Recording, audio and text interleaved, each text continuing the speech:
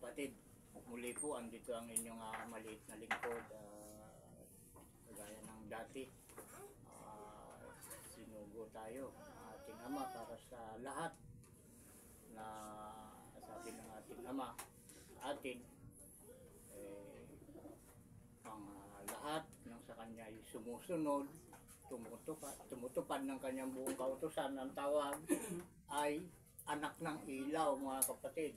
Kaya itong mensahe na inyong laging napapakinggan dito sa programang ito, ang tawag namin dito, mga kapatid, ay ilaw ng sanglibutan. Itong mga mensahe dito na inyong napapakinggan, dahil ito ay mga salita ng ating Panginoong si Sawama. Bago tayo tumungo sa mensahe, mga kapatid, na aayon na naman sa mga nangyayari sa ating paligid. Sa inyong lahat, mga kapatid, saan man kayo naroroon, ano man ang inyong ginagawa, ano man ang katayuan ninyo sa buhay, ang biyaya at awa ng ating Ama sa pamamagitan ng Espiritu ng kanyang panganay na anak na si Isa na ating Panginoon ng mga Panginoon at ating Hari ng mga Hari ay sumainyo nawang lahat. Siya nawa at siya nawa. Siya nawa at siya nawa. Ayan, dito na tayo, mga kapatid ko na nanonood. At pinaka-importante dito ay yung makinig. Palagi natin binabanggit yan, napakahalaga dito yung pakikinig. Dahil sa pakikinig, marami kang malalaman, marami kang matututuhan. Ngayon, hindi naman lingid sa inyong kaalaman. Kaalaman nating lahat na Pilipino na sabi sa salitang English, concern ba ang tawag doon, na lahat ng mga nangyayari sa ating paligid, sa ating lipunan ay kailangan tayo ay concern ba ang tawag doon? Tayo ay may pagmamalasakit o pagpapahalaga, o dapat ay tayo ay magkaroon ng panghihinayang sa mga bagay na hindi dapat na sinasayang, mga kapatid.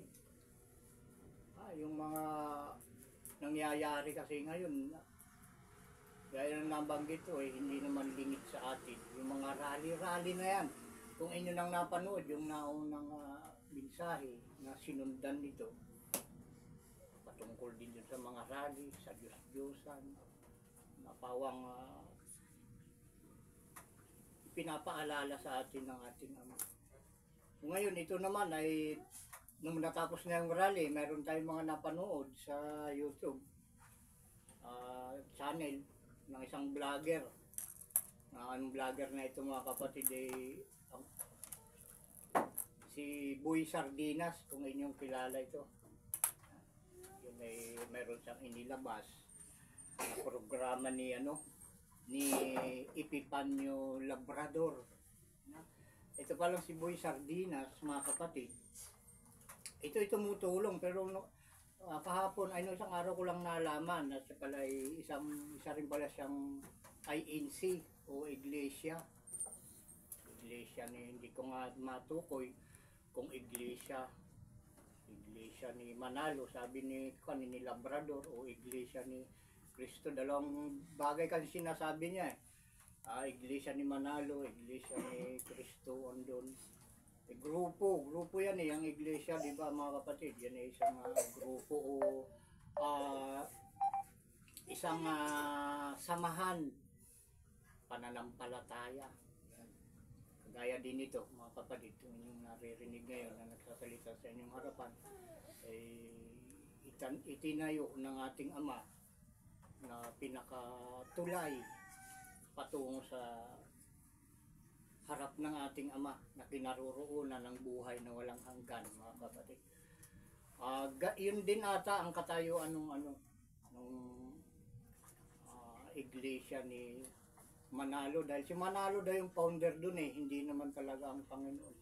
Dahil kung inyong papanooding mabuti, kasi papakinggang mabuti yung mga aral ng ating Ama at ating susuriin, huwag tayong maniwala sa mga inasimbol ng ating kapwa. kahit sila ay napakayaman, kahit sila ay napakataas ang pinag-aralan, ang ating pansining mabuti mga kapatid, ang ating pakatutukan kung ano yung itinuturo ng ating Panginoon na nasa banal na kasulatan. Yun ang ating pakatutukan. Ito'y suggest ko lang sa inyo, kung nais ninyo at naghahangad kayo ng katotohanan, dahil sabi sa banal na kasulatan, ang katotohanan ay wala sa tao. Ang katotohanan ay nasa Ama. At binigay niya nga sa atin dito sa programang ito yung katotohanan. Ang isang, kung ikaw ay isang iglesia ni Cristo ba yan, o ni Manalo, tumutok kayong mabuti dito, marami kang malalaman. Huwag nyo lang isasara. Huwag nyo isasara ang inyong puso at ang inyong isip sa pakikinig dito, dahil meron kasi nakikinig, tenga lang ang ginagamit, hindi ginagamit yung puso at isip. Kailangan pag tayo nakikinig, gamitin din natin yung ating puso at isip para maunawaan natin yung ating napapakinggan. Yun nga doon sa programa ni Boy Sardinas, yun napanood ko. Masasagip ba ito ng ito yung wag na. Basta hanapin nyo na lang yung vlogger na si Boy Sardinas, hanapin nyo sa YouTube na lang. Malalaman nyo kung ano yung ibig kong sabihin ngayon. Nagmumura yung si Epipanyo Labrador, minumura si yung founder ng iglesia, si Manalo ba apelyido nun? Minumura dahil mukha daw pera. Ewan ko kung ano pa mga sinabi. Yan, hanapin nyo mga kapatid yung channel ni Epipanyo Labrador at yung channel ni Boy Sardinas. Malalaman nyo yung sinasabi ko kung ano to. Ito yun nung matapos yung rally na yan na ginawa ng mga iglesia. Ito ay lumabas. Nagmumura. Pati naman si Boy Sardinas ay nanginginig na sa galit. Dahil sa iglesia pala kaya galit na galit siya doon sa dahil ganun ata ang pakiramdam ng ng isang kamiyembro kapag yung namamahala at namiminuno ng kanilang grupo ay pinagsasalitaan ng hindi mabuti ng kapwa nila. Ganun siguro yung pakiramdam ata dahil doon nanginginig to si sa galit. Hindi niya pinapahalata pero kitang-kita mo naman yung body language niya, yung itsura niya na talagang galit na galit din siya. Pinapakalma lang niya yung sarili. Pero halata natin sa itsura ng tao yung galit, na itinatagong galit yung itsura niya.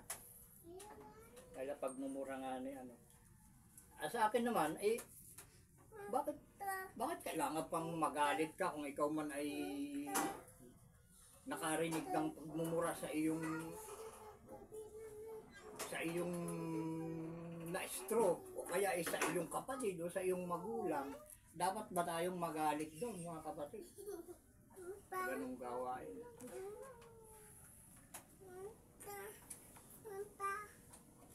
Yan para malaman natin katotohanan kung ano ang dapat nating i-action kapag nakakarinig tayo ng mga mga pagmumura. Halimbawa ikaw kapatid na nanonood ka sa akin, nag-chat ka sa akin, minura mo ako. Sabihin mo bakit ka nagsusunog ng rebulto? Dapat ginagala mo ang relihiyon namin. Halimbawa ikaw tinamaan doon sa pagsusunog namin ng rebulto. Nagsusunog kami talaga dahil yan ay utos ng ating Ama. Kailangan wag tayong susuway dahil nilikha lamang tayo ng ating Ama. Kung ano yung utos niya, sinusunod namin dito mga kapatid. Kaya ginagawa namin yun. Ngayon, minura mo kung ganun. Ang akala mo, ikaw na nagmumura, nakakasakit ka. Hindi, para sa akin kapatid, hindi ako nasasaktan. Dahil yung pagmumura yan ay kasalanan . Pagsasalita ng masama sa kapwa, yun ay kasalanan eh. Ngayon, isipin nating mabuti, ikaw ba na nagmumura sa akin at ako na minumura mo, sino yung nagkakaroon sa atin ng kasalanan? Ikaw na nagmura o ako na minumura? Ay, yung pagmumura ay kasalanan. Kaya malinaw mga kapatid, yung nagmumura siya ang nagkakasala. Dahil kasalanan yung ginagawa niya, kasalanan yung magmura. Sa atin kasi, kinagis na natin ng mga tao. Pag minura ka, yun kasi yung minana natin sa ating mga ninuno, sa ating mga magulang. Yung bata pa ako, pag narinig ko, minumura yung kapitbahay namin, ay lalabas yung kapitbahay na yung minumura, may dalang isak, magtatagaan na. Bakit nasasaktan? Ngayon ko lang naunawaan na ganun pala. Hindi ka dapat magalit pag minumura ka. Dahil yung nagmumura, yun yung gumagawa ng kasalanan. Hinihila ka rin lang niya, ikaw na minumura, para patulan mo siya. At gumawa ka rin ng kasalanan pag pinatulan mo siya. Kailangan wag mo lang papatulan yung ganun. Maglabasan na lang kayo ng ebidensya kung ano yung klase yung pagmumura ngayon. Dahil meron naman tayong batas. Kung hindi ka tanggapin ng batas ng tao, may batas ang ating Ama sa langit. Pag hindi ka naabot ng kamay ng batas ng tao, ang batas ng Ama ay hindi ka makakaligtas. Saan ka man pumaroon, kapatid? Uusigin ka niya dahil ang ating Ama ay lahat ng dako naabot niya. Kita niya ang lahat ng sulok ng langit at lupa dahil siya ang lumikha niyan, mga kapatid. Kaya wala tayong pagtataguan pag tayo gumagawa ng kasalanan. Ito ba, malalaman natin yung mga ilan sa mga aral na ating dapat matutunan ngayon. Na ang minumura ay hindi dapat sumama ang loob. Hindi ka dapat sumama ang loob dahil yung pagmumura kasi gawain kasi ng masama. Ay wala namang ibang masama kundi ang dyablo. Ang hatid ng dyablo ay kasamaan, pag-aaway, kaguluhan. Ngayon, pag ikaw ay isang tao na nagmumura, ibig sabihin may nag-uudyok sa'yo na gumawa ng masama dahil masama yung magmura. At ang ama ng kasamaan ay ang dyablo, mga kapatid. Bawal sa amin yung magmura, bawal yung magsalita ng kahit anong masasamang salita, bawal. Siguro naman kasi ito, si Epifanio Labrador kasi ang pagkakilala ko niya, siya yung komentarista. Tagal ko na rin sinusubaybayan yan, pero itong vlog niyang ito na nakuha ni Sardinas, Boy Sardinas, ay doon ko lang yan narinig na talagang tumataginting yung pagmumura niya. Yung mga nakaraan ay mga lang yun mga pasagi lang, mga padaplis lang yung kanyang mga vlog. Dahil matinding bumanat yun komentarista ata yan At titingnan natin kung ano yung kahihinat na niyan. Pero bago yan, ito pinagpapauna ng banal na kasulatan, dapat nating maalaman. At doon sa Mateo 5:21-22. Matthew 5:21-22.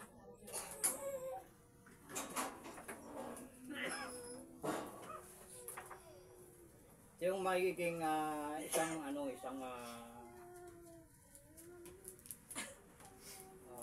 paalalay sa atin sa pang-araw-araw ng ating pamumuhay, mga kapatid. Huwag nating tuladin yung mga ganun. Napakarami kasi pinamunuan kasi ni nung dating presidente, si Duterte, Presidente Duterte, kung magmura kasi yan hanggang ngayon hindi mapigilan Kaya maraming tumutulad. Kaya nga yung namiminuno kailangan ay maging huwaran sa mga gawaing mabuti. Kaya tingnan nyo, yung pinamana nung presidente natin noon, si Duterte, pagmumura, inamana ata ni ni Epifanio Labrador.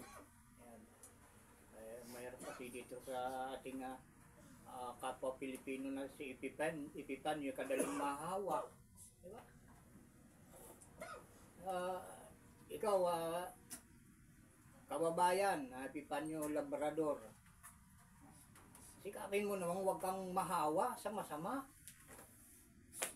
Mahanga pa naman ako dahil yung bibig mo kung magsalita ay talagang totoo. Totoo kung magsalita. Pero yung masama ay huwag na natin ilabas. Yung masama, pakita lang natin dahil sa atin naman nakikita sa YouTube, kailangan pawang mabuti at totoo lang ang dapat nating sabihin. Mga nakakabuti sa kapwa. Ay marinig ka ng mga kabataan yung pagmumura mo, posibleng hindi ka nila tuladin. Diba? Dahil kung anong nakita ng mga bata sa mga matatanda, tinutulad Iwasan mo na sana yan. Ganyan. Kababayan ko na siguro hindi tayo maglalayo ng edad. Baka mas matanda ka lang ng mga ilang tulog sa akin. Ayan, alam ko mataas yung pinag-aralan mo, kaya sana makita sa pananalita mo yung pinag-aralan mo, kapatid. At ito yung ating babasahin patungkol sa mga nagmumura at minumura. Yan, kung ano yung mga nangyari dito. Matthew 5:21-22. Paalala ito mga kapatid. Narinig ninyo na sinabi sa mga tao sa una, huwag kang papatay, at ang sino mang pumatay ay mapapasapanganib sa kahatulan. Datapat sinasabi ko sa inyo na ang bawat mapuot sa kanyang kapatid ay mapapasapanganib sa kahatulan. At ang sino mang magsabi sa kanyang kapatid, Raka, ay mapapasapanganib sa Sinadrin. Ito hindi ko abot ng isipan mga kapatid. Sinadrin at yung Raka. At ang sinong mang magsabi, ulul ka, ay mapapasapanganib sa impyerno ng apoy. Yung ulul ka lang, sabihin mo ganun mapapasapanganib ka na sa apoy. Diba?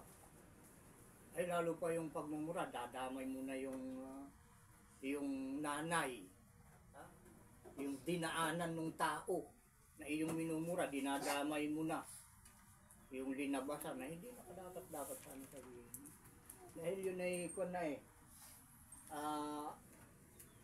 yung mga nagmumurang ganun, nag-aakit na yan, nagtatawag na yan ng gumawa ng kaguluhan. Di ba dapat nating gawin mga kapatid ay kapayapaan? Makipagtulungan tayo sa gumagawa ng kapayapaan, huwag na yung kaguluhan. Dahil pag minura mo isang tao at hindi alam na yung palang pagmumura ay hindi dapat patulan, nako, baka kayo maghabulan ng taga pag minura mo isang tao, pag maikli yung pasensya. Dahil ganun yung kinagis na nagawain Pag may nagmura, ay sasagutin ng itak yung isa. Hindi walang imik na lang yung isa. Dahil may ganyan dito sa amin, mga kapatid. Babae yung nagmura, ay lalaki yung minura. Walang imik yung lalaki. Umalis. Pagbalik, wala ding imik. Nabali hawak-hawak sa likuran yung itak, pinagtataga yung babae. Hindi na mo, walang kaimik-imik yung minumura, pinagtataga yung babae. Nagsisisigaw, pasensya ka na, napagod na ako, pero ang lalaki na nung sugat. Hindi tinamtanan hanggang sa namatay. Ganon, yung nag-aakit ka kapatid ng kaguluhan pag nagmumura ka. Yung maakit mo, siyempre papatulan ka, ayun yung kalalabsan yan, magkakampihan na yan. Pag binanatan ka, tapos nabaldado ka, ikaw na nagmumura, Ay paano yung mga kapatid mo, mga anak mo, magulang mo? Siyempre, hanapin din yung bumanat sa'yo. Maghahantingan ngayon, padami ng padami yan. Masaktan ng kabila, yung kapatid mo, ay yung anak ng kapatid mo, anak ng anak. O ganun din doon sa kabila, magsakitan, ay parami ng parami. Yung mga nasasaktan. Diba? Kaya iwasan sana natin yung ganyan dahil paglaganap yan ng kaguluhan. Yung mga pagmumura na hindi dapat gawin kapatid yung ganyan. Sa atin, kung sa akin, okay lang, kahit ako murahin ninyo, walang problema. Dahil ang ama ang gumaganti. Hindi ako gumaganti, ang ama ang gumaganti sa lahat ng gumagawa sa akin ng masama at nag-iisip ng masama, mga kapatid. Mabuti kung puro kagaya ko, yung mumurahin nyo, at yung ibang tao, baka imbis na hinahangad natin ay sa dulo ng mga pangyayaring ito sa sanglibutan ay makarating din tayo sa hinahangad ng lahat na kapayapaan at katiwasayan, mga kapatid. Paano lalabas yun? Kung tayo ay nagmumurahan, di ba?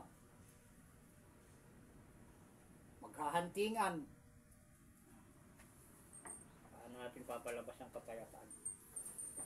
Pag hindi natin pipigilin yung ating dila sa pagsasalita ng masama. Ayan, yung pagsusunog ko nga nung rebulto, karaming nagmumura eh. Pero isang reply lang sa kanila. Sabi nila, ako daw ay mangmang, walang pinag-aralan, di ko daw alam na nakakasakit daw sa kanilang relihiyon yun. Ayun, tingnan nyo mabuti kung yung ginagawa ko, sarili ko lang nakaisipan, utos ng ama.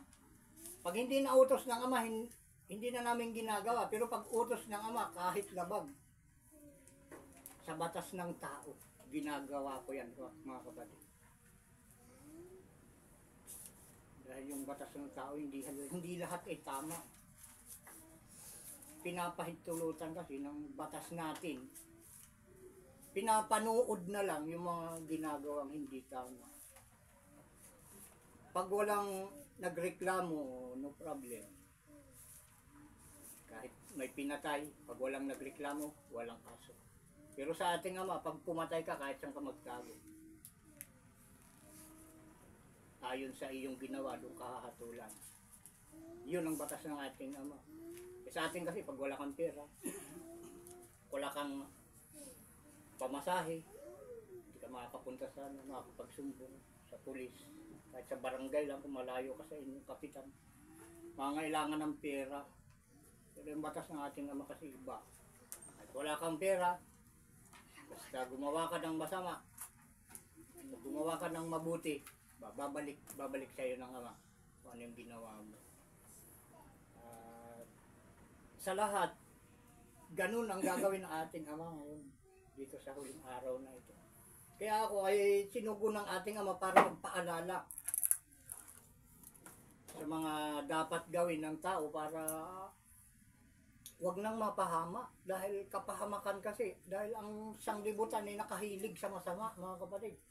Alam mo yung nakahilig, yung isang punong kahoy pag nakahilig niya na yun siguro kung tatalian mo doon sa dulo, papahila mo kung bubuwalin, mababago yung babagsakan pag tinalian mo. Pero yung kasalanan ng sanglibutan ganun na, nakahilig na sa masama.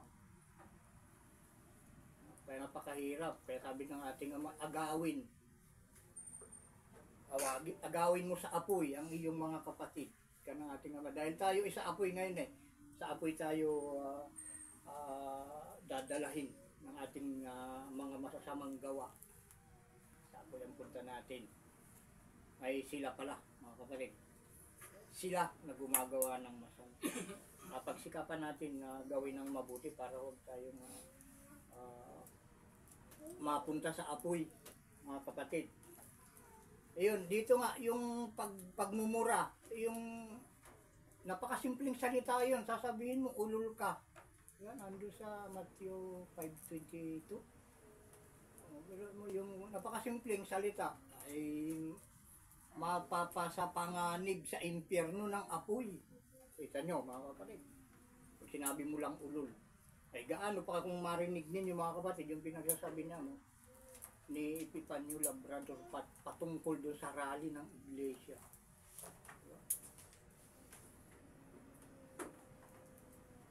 Pati si Sardinas talaga nanginginig sa galit. Ayaw, natatawa lang dahil ba't siya magagalit? Diba? Magbasa tayo ng Biblia para tayo maging kalma mga kapatid sa mga nangyayari sa palibot natin dito sa kapaligiran natin dito sa libutan mga kapatid. Ito pa, yung ating pamababasa sa Gawa 7:20 hanggang 29. Gawa, tingnan natin yung Gawa.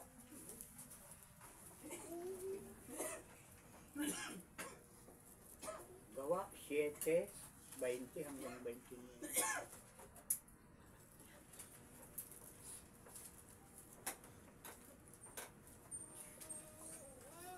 20. Mama.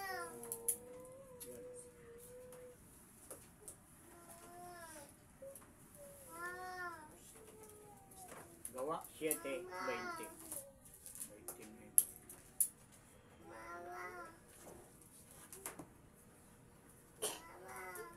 May tungkol pala ito kay mga kapatid, kay Moises. Mayroon palang panito si Moises mga kapatid. May pinatay pala ito. Na nagmumurahan, nag-aaway. Ayun, nakuha na natin. Basahin natin. Gawa 7:20 hanggang 29. Nang panahong yaon ay ipinanganak si Moises at siya'y totoong maganda.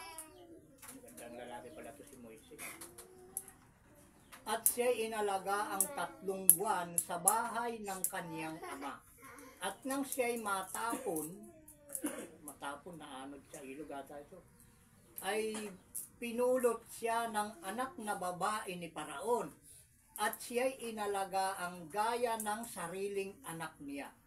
At tinuruan si Moises sa lahat ng karunungan ng mga Egyptyo. At siya ay makapangyarihan sa kanyang mga salita at mga gawa. Datapat nang siya ay mag-40 taong gulang na, ay tumugtog sa kanyang puso na dalawin ang kanyang mga kapatid na mga anak ni Israel. At nang makita niya ang isa sa kanila na inaalipusta, walang pinagkaiba to sa panglalait o pagmumura, di ba? Pang-alipusta Nung makita ni Moises na yung isa sa kanyang mga kapatid na anak ni Israel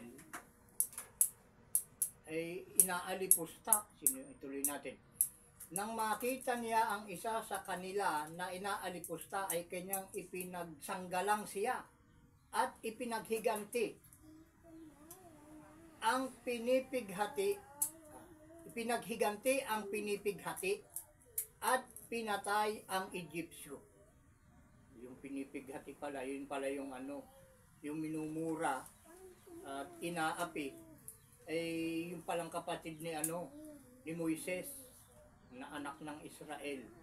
Yun yung pinipighati. At yun, pinatay niya yung Egyptyo. At ang isip niya ay napag-unawa ng kanilang mga kapatid na ibinigay ng Diyos sa kanila ang kaligtasan sa pamamagitan ng kamay niya. Kamay lang yung pinangpatay doon. Datapwat hindi nila napag-unawa. At nang kinabukasan ay napakita siya sa kanila samantalang sila ay nag-aaway. Nang ulitin natin mga kapatid, 26. Nang kinabukasan ay napakita siya sa kanila samantalang sila ay nag-aaway. At sila ay ibig sana niyang payapain. At sinasabi nga, mga Ginoo, kayo'y magkakapatid. Bakit kayo nag-aalipustaan? Nagmumurahan ito mga kapatid.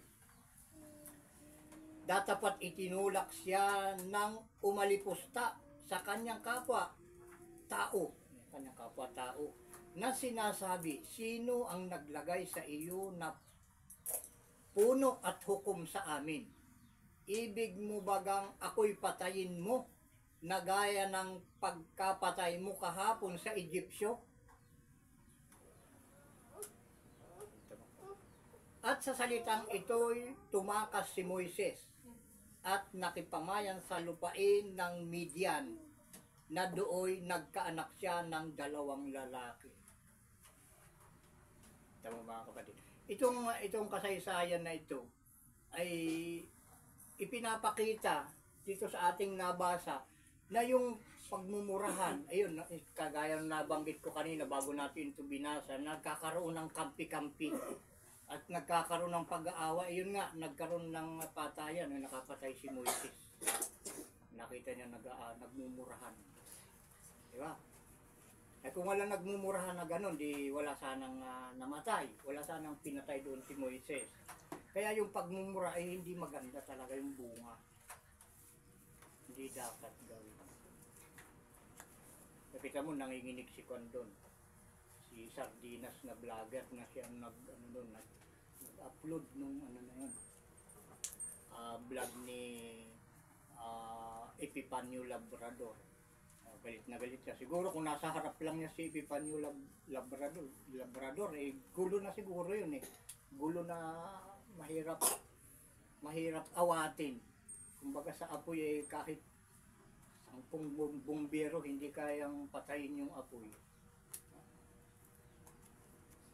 Ngayon, sino yung dahilan? Ano yung pinagsimulan? Iyon ang masakit kung ikaw ang pinagsisimulan ng kaguluhan. Mag-isip-isip ka, kapatid. Huwag sana na tayo-tayo na mga pare-parehas Pilipino ang nagkakagulo. Diba? Dapat sana nagmamalasakitan tayo sa isa't isa. Ganun na nga yung ginagawa sa atin ng China. Tapos tayo pa dito sa loob ng ating bansang Pilipinas, nagsisipag-away. Ano kayo? Anong klaseng kanyan? Yan ba eh, dahil ba yan sa may sari-sarili kayo, may iba't iba kayong manok? Nagmamalasakitan ng hindi naman nararapat, pagmamalasakit na ang bunga ay kaguluhan. Isipin yung mabuti kung yan ay magbubunga ng ikabubuti rin ng mga kabataan, mga kabataan. Kaguluhan ang bunga niyan, sinasabi ko sa inyo. Paiwasan nyo sana yung ganyan, yung mga pagmumura. Parehas kayong may ano dito eh, minumura. At yung nagre-react sa pagmumura, ikaw na minumura, bayaan mo lang yan. Eh, hindi naman ikaw ang nagkakasala eh. Ang nagkakasala, yung nagmumura dahil siya yung gumagawa ng labag sa utos ng ating Ama, siya yung nagkakasala. Wala namang mababawas sa'yo kung ikaw ay minumura, di ba? Ang pakiramdam siguro nagmumura ay siya ay naging matapang na lalaki, yun ang pakiramdam niya. Siya ay napakalakas ang loob. Kasi nakapagmura sa kapwa niya. Napakatapang. Pero ang tunay na katapangan mga kapatid, yung pagsunod sa utos ng Ama. Hindi yung pagmumura. Yun ang utos ng ating Ama. Kayo'y magpakatapang na mainam, sundin nyo ang aking kautusan.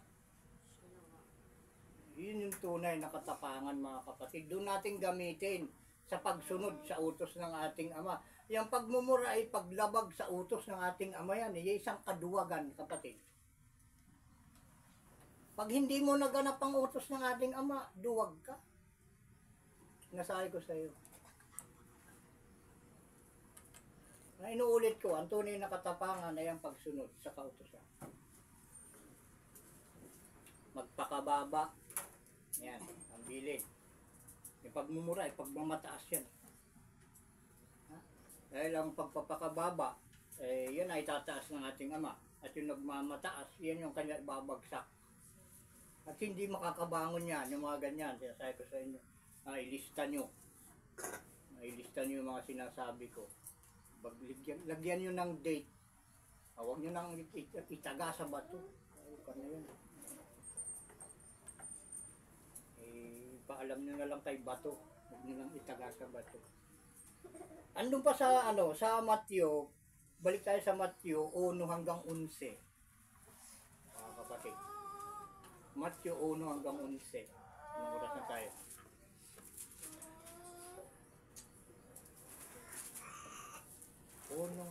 Matthew 35. Matthew 5 hanggang 35 minutes. Matthew 5:1 hanggang 11. Ito, tingnan natin kung anong laman nito mga kapatid. Ano naman?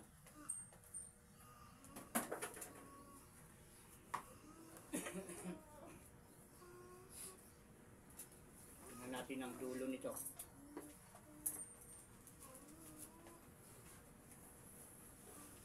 Kuha na natin. Matthew 5:1 hanggang 11. Yan, tirahin natin. At pagkakita ng mga karamihan ay umahon siya sa bundok. At pagkaupo niya ay nagsilapit sa kanya ang kanyang mga alagad. Ito yung ating Panginoon mga kapatid. Na ang pangalan niya noon, nung nandito pa siya sa lupa, ay Jesus, yun ang pangalan niya. Pero sa atin ngayon, itong huling araw, itong kanyang na itinanging araw, ito yung binabanggit niya na isang araw, ito yung binabanggit niyang ikatlong araw, ito yung sinasabi niyang huling araw, mga kapatid. Nandito tayo ngayon, sa araw na ito. Kaya ang pangalan niya iba, dito sa huling araw na ito. Isa, ang kanyang pangalan, mga kapatid. Binuka niya ang kanyang bibig at tinuruan sila na sinasabi, mapapalad ang mga mapagkumbabang loob, sapagkat kanila ang kaharian ng langit. Kita niyo mga kapatid. Pag ikay mapagpakumbabang loob, hindi mo kayang magmura. Ha? Yung mapagpakumbabang loob, ang sabi dito, kanila ang kaharian ng langit. Diba? Mapapalad ang nangahahapis, sapagkat sila'y aaliwin. Yung mga nalulungkot, aaliwin yan. Sapagkat mamanahin nila ang lupa. Number 6, mapapalad ang nangagugutom at nangauuhaw sa katuwiran, sapagkat sila'y bubusugin. Ayun, yung mga naghahanap ng mga batas na tunay o katarungan, katuwiran nga mga kapatid, ibig sabihin yung katotohanan. O kayo bubusugin, o kayo uhaw sa katotohanan, mga inaapi, naghahanap ng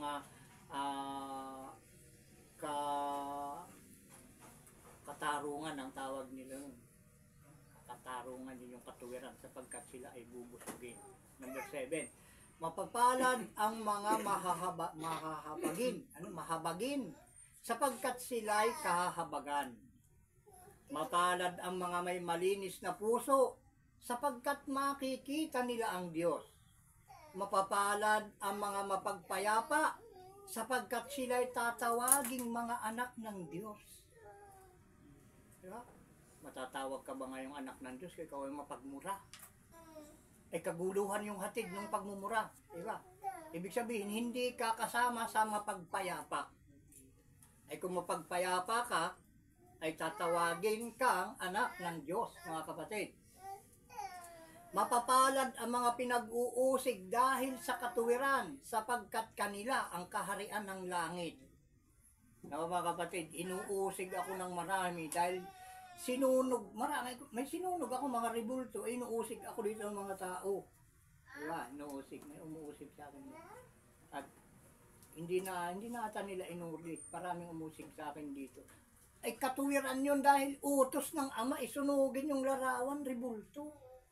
Tunay na yun ay matuwid dahil utos. Basta utos ng ating Ama, matuwid yun. Walang ibang matuwid kundi ang kanyang utos, mga kapatid. Kaya ang banggit dito, mapalad ang mga pinag-uusig dahil sa katuwiran sapagkat kanila ang kaharian ng langit. Alam niyo mga kapatid, kung kanino yung kaharian ng langit. Yung mga pinag-uusig dahil sa tama nilang ginagawa. Ha? Sa 11, panghuli ata ito. Mapapalad kayo pagka kayo'y inaalimura. Inaalimura, parang minumura ata ito. At kayo pinag-uusig at kayo pinagwiwikaan ng sari-saring masama na pawang kasinungalingan dahil sa akin.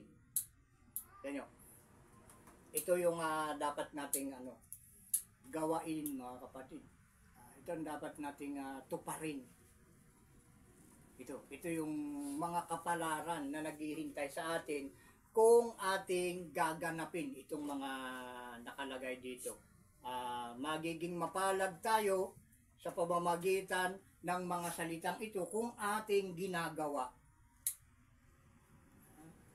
Biruin mo, mapapasa atin yung langit, magiging pag-aari, karapatan na pag-aari sa lupa, yung awa, mapapunta sa atin, makikita natin ang Diyos.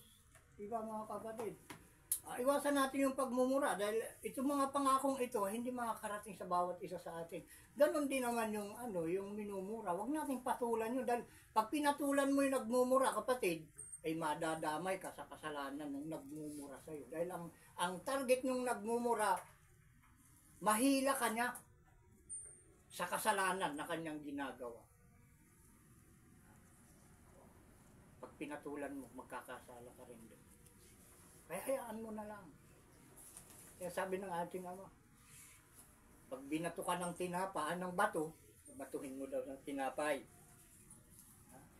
Kung ano ang iyong kung anong ginawa sa iyo ng iyong kapwa na masama, ay gantihan mo ng mabuti. Ando sa unang Tesalonica 5:8 hanggang 15.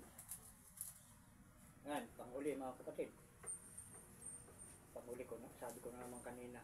Ito panghuli na naman. Hinahabol ka. Marami pa ito mga kapatid, kaya lang ay kailangan natin basahin. Yung oras kasi hinahabol natin. Tesalonica mga kapatid, Tesalonica, unang Tesalonica 5:8 hanggang 15. Tesalonica. Parang panto. Kapaunti ang laman natin nito. Unang Tesalonica 5:8. 5:8.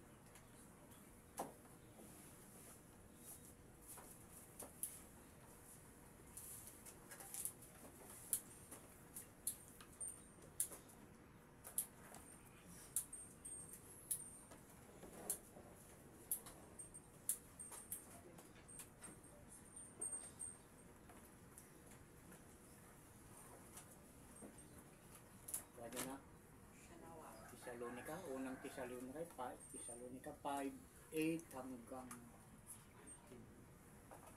10. Yan, basahin na natin.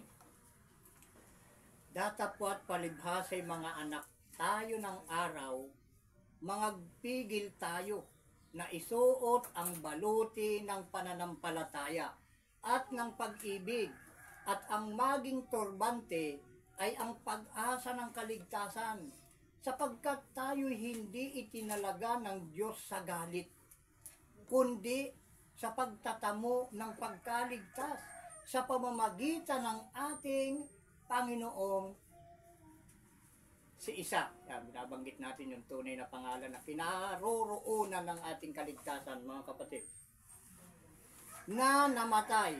I-correct lang natin yung mga kapatid, hindi ito namatay, ito pinatay. Na pinatay dahil sa atin, upang tayo nagising o tulog man, ay mga buhay tayong kasama niya.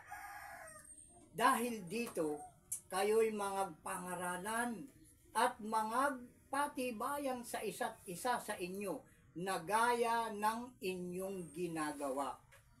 Datapwat, ipinamamanhik namin sa inyo mga kapatid, na inyong kilalanin ang nagpapagal sa inyo at nangamumuno sa inyo sa Panginoon at mga nagpapaalala sa inyo. At inyong lubos na pakamahalin sila sa pag-ibig dahil sa kanilang gawa magkaroon kayo ng kapayapaan. At aming ipinamamanhik sa inyo mga kapatid na inyong paalalahanan ang mga manggugulo. Palakasin ang mga mahihinang loob. Alalayan ang mga mahihina at maging mapagpahinuhod kayo sa lahat. Tingnan nga ninyo na huwag gumanti ang sinuman ng masama sa masama. Ngunit sundin ninyong lagi ang mabuti, ang isa'y sa iba at sa lahat.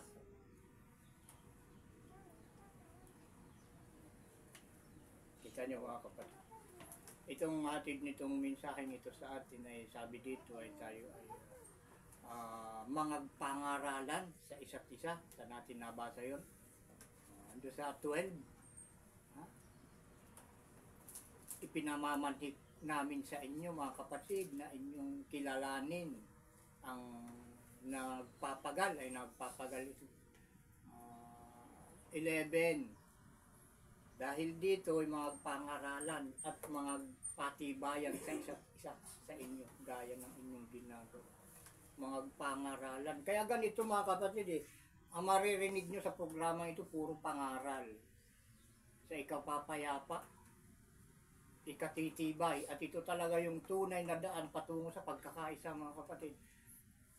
Dahil ang sinasamba natin dito ay isa at ang kanyang pangalan ay isa mga kapatid. Kaya ito ay tunay na pagkakaisa. Sabi pa nga ng ating Panginoong si Isa, doon sa Juan 10:30, ako at ang Ama ay iisa. Kaya ito yung tunay na daan patungo sa pagkakaisa na ang hatid sa lahat ay biyaya, awa at kapayapaan at buhay na walang hanggan sa mga tapat na sumusunod sa buong kautusan. Iyan lang muna mga kapatid ang ating mensahe na ibinahagi sa atin ng ating Ama sa pamamagitan ng Espiritu ng kanyang panganay na anak na si Isa na ating Panginoon ng mga Panginoon at ating Hari ng mga Hari. At sa pamamagitan ng ating binasang ito na talata ay pansamantala tayo ay mag-iwa-hiwalay mga kapatid. Pero bago yan,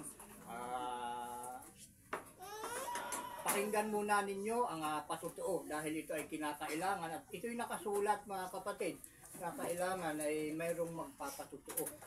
Kagaya nung nakasulat dun sa Hebreo 8:28 ba yun? O 10:28 mga kapatid. Yan mga kapatid. Hanggang sa muli mga kapatid.